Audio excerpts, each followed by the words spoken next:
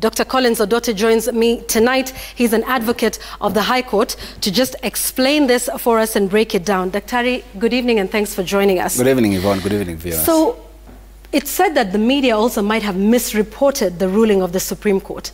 Tell us what their ruling means. Are hijabs banned? Is that what the Supreme Court did?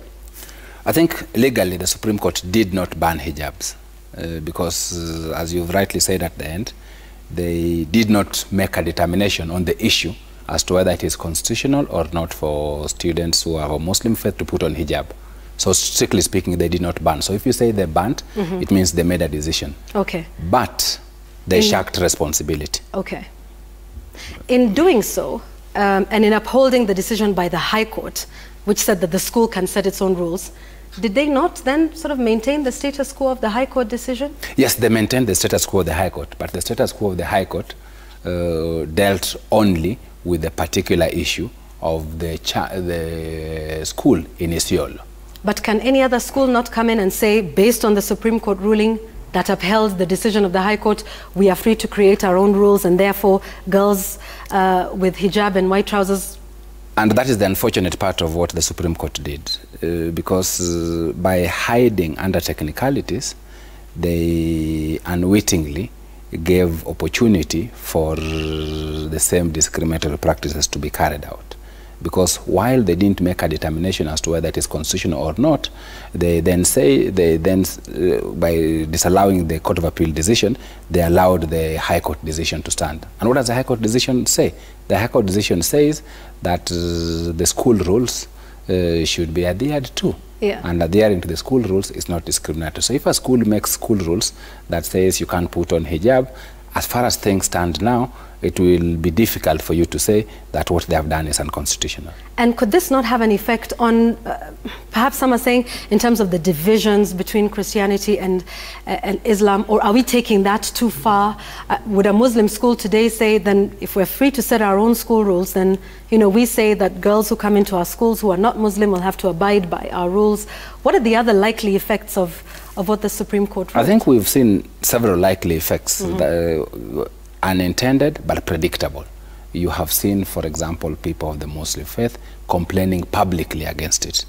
You have seen the same church being reported in the media of having divisions amongst itself, of its headquarters and the church, faction church, which is at the coast, raising issues about religion. So I think the unintended consequence, a direct flow from this decision, is that they raise the possibility of contestations amongst the different faiths, something that we don't need and something that as a country we've been trying to deal with in a fair manner. Just this morning I was having a conversation with my daughter, and my daughter tells me in our school it's not an issue, but with this decision those kind of things now become issues, which is unfortunate.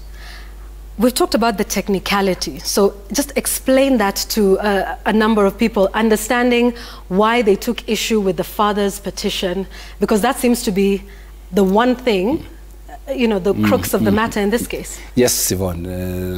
The father was, strictly speaking, not a party to the case. Parties to the case are petitioners and respondents. As your explainer has shown, the petitioner was the Methodist Church. The respondents were the Teacher Service Commission, the county director, and the district education officer.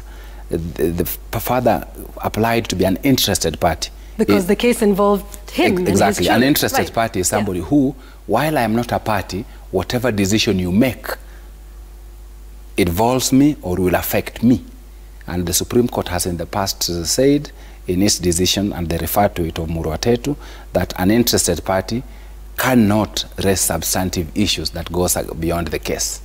And that is what they were arguing with. Okay, and so the issues that were beyond the case was that the school had raised issues about it being a school rule and regulation issue. Yes. And he brought in the issue of religious discrimination. He brought in the issue that, look, there are two rights here that are in contest. There's the right to education vis-a-vis the right to freedom of religion of human beings, and these are in contest. So by ruling on one, you will be having implications on the other. So you need to hear me on this issue. All right. So now that we understand that, what happens now?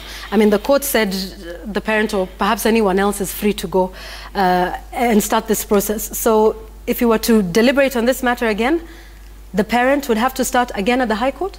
Either the parent or anybody or else, anyone else. Because the place where constitutional issues are dealt with initially is actually not the Supreme Court. It is the High Court. But unfortunately for me, and that's why I'm sad with this decision, is that the question that they were running away from, they will still have to make anyway. So why do you take an entire judicial process into a circle, yet you had the opportunity of making a decision, and as I rightly say, an important national issue. You are created for important national issues, not for technicalities. And you think they could have made a final decision on this matter, the technicality notwithstanding?